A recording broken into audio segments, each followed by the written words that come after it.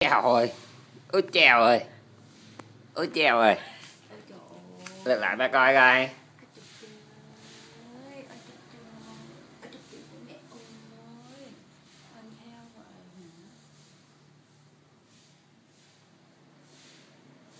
Mini, ra đi.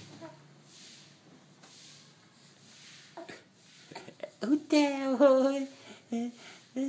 Là bò nữa. Ôi chà.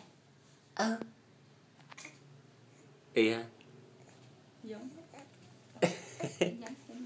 À, sao nào, sao nào, nó lịch đó hả, bò đi, bò đi. À,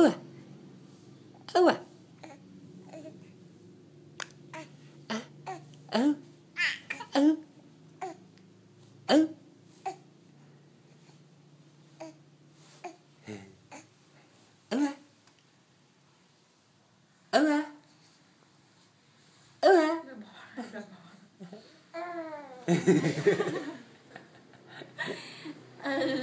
Mệt quá rồi. Ôi trời ơi, tôi mệt quá đi ông hàng xóm ơi.